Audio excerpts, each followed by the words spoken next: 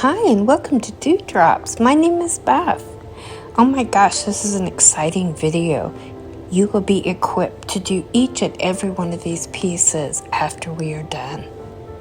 So let's get started. What you're doing here is we're straightening our wire, and we are using 18 gauge copper wire because it's very easy to work with. And once we get it straight enough, we are going to bend the end, kind of like in a candy cane. It's the easiest way to describe it. I know technical terms. But as you see there, and I wanted it a little bit more round. I'm just real picky. It was perfect to begin with, but had to make it even more perfect. So I decide where I want to put it, measure it, and cut it. And that's pretty much what you do with all the pieces. So I went ahead and pre-cut a lot of the pieces.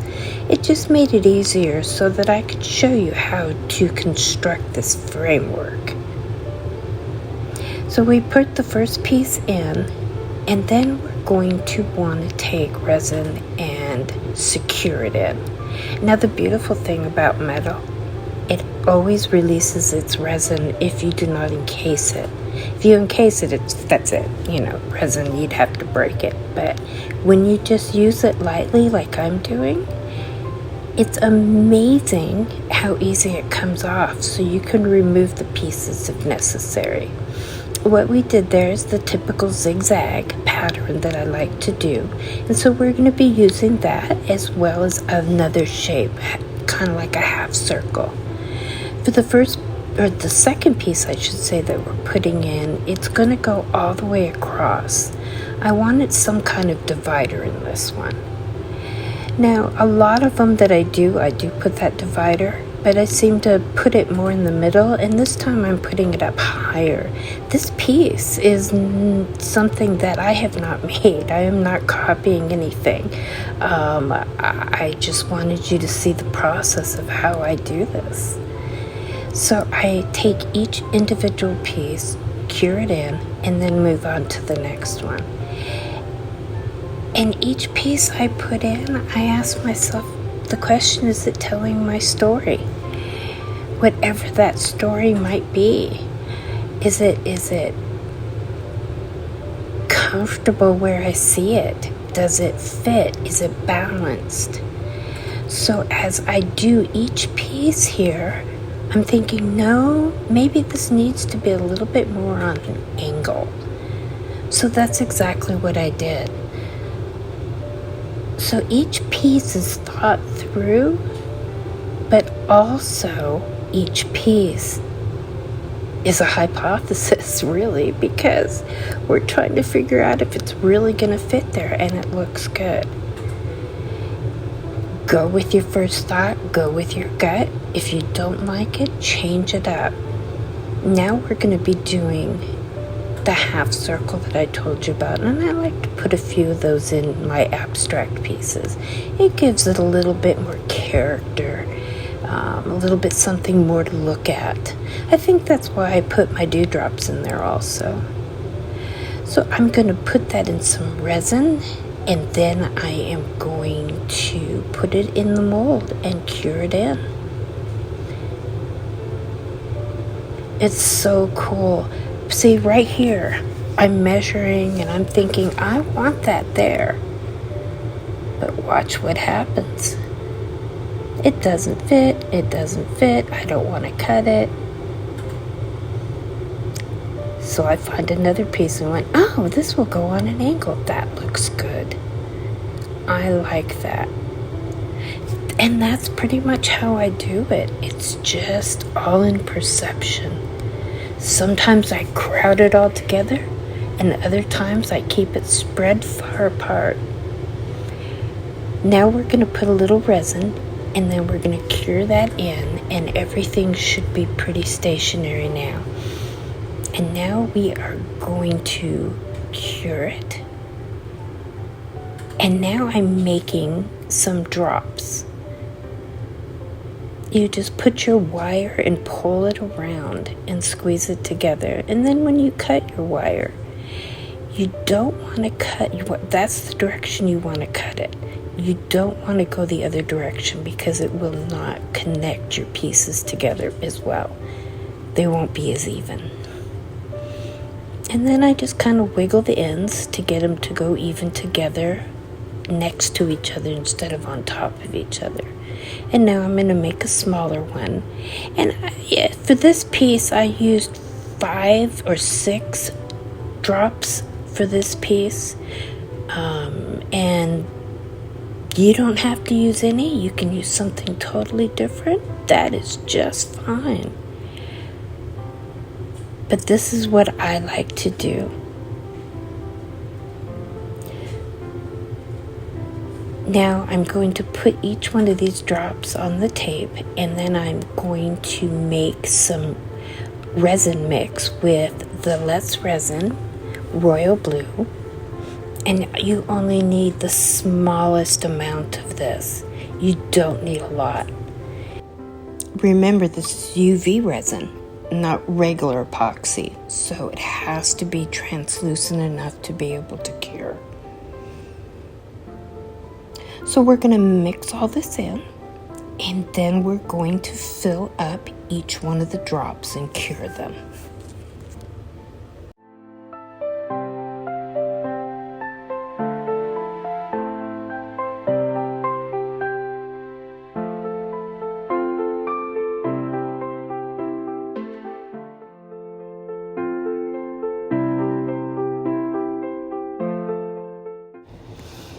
Now we're going to put some more resin in there, and we do this in layers.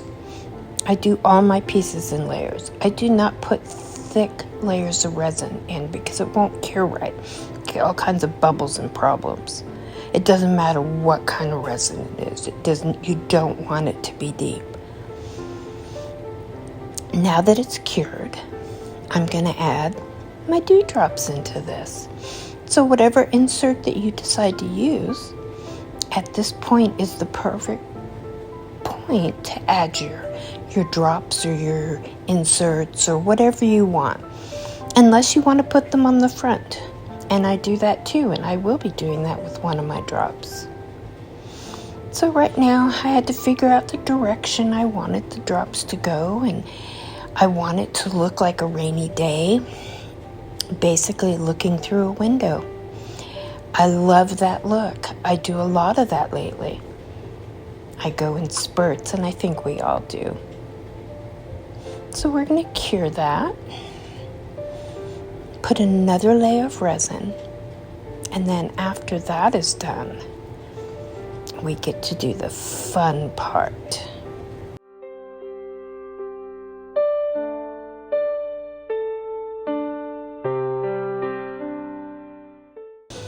It's time for the color. We're going to put our metal leaf down, and you see how liquidy this stuff is. It is very sticky, and it gets everywhere. I mean, it's really good stuff, but it's really sticky. I put alcohol around the piece because otherwise the mica flakes fly everywhere. You've got to get rid of the static electricity. I am using brown yellow, violet blue, hot pink chartreuse, and gold olive from Let's Resin Chameleon flakes. I am just working my way from the outside to the inside.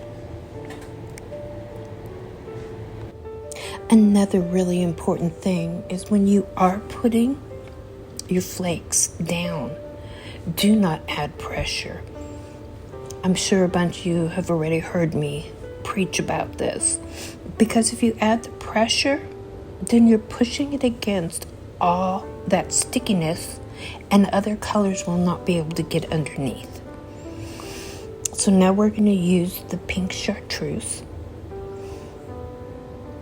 and it is such a pretty color. That yellowy green with the pink, oh, it's gorgeous. You want your chameleon flakes to look fluffy. You don't want them to look like they're tamped down, because if they're tamped down, then you're not going to be able to mix your colors the way you want to. So you notice it looks like it's fluffy. I am not putting a lot on there because when I tamp it down and burnish it in, there's very little waste, very little. So here we go, we're going to tamp it down. And I started in the corners and go pretty much all the way around.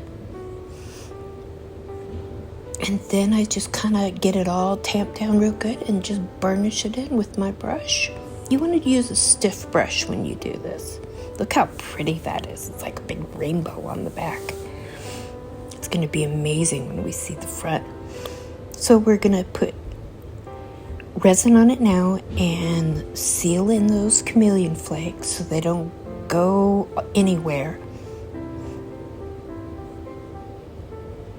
And then, oh my goodness, we are going to add the back. And I think I am using the royal blue today for the back. You can use whatever color you want. It doesn't have to be completely opaque. I like my backs to be a little bit on the translucent side because it adds more effect to the piece when light goes through it. So once it's cured, now you only want it to be sticky. You don't want it completely cured. So when you cure it, you only want to do maybe 10 to 15 seconds. And now we're going to cover it with resin. And get ready to take her out after it's cured. Oh my gosh, I cannot wait for you to see this. The colors are amazing. And I haven't put any resin on that yet. That's just the resin from being inside the mold. Now I'm trying to figure out where I wanted to put my drop. And that drop took me probably about 45 minutes to figure out where I wanted it.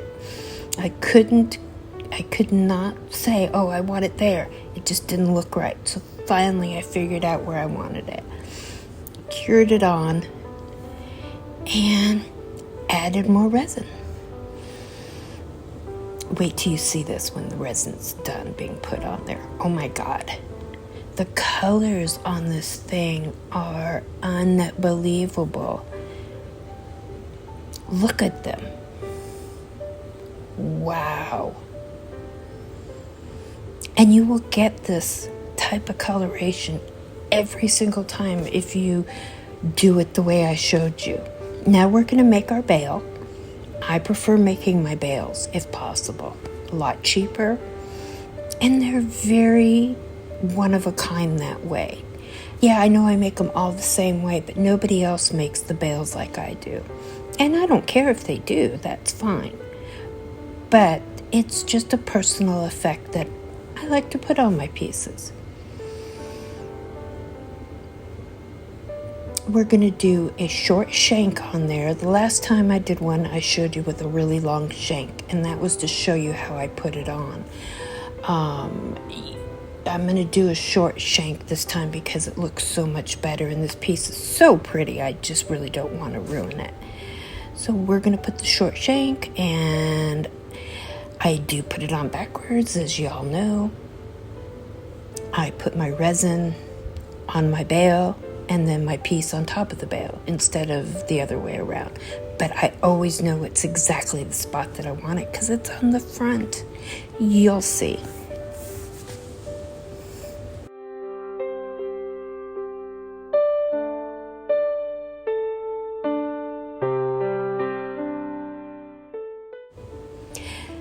And now that I have it adjusted, I'm going to take a little bit of resin. I pull it down, take a little bit of resin and put it in between. And that's what I cure first.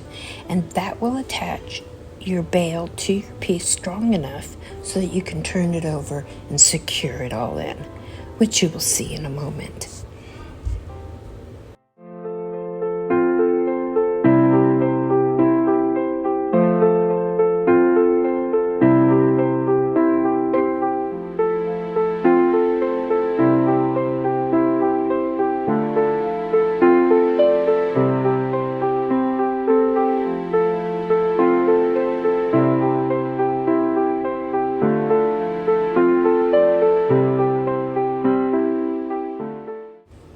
It is pretty amazing how easy it is to do it this way.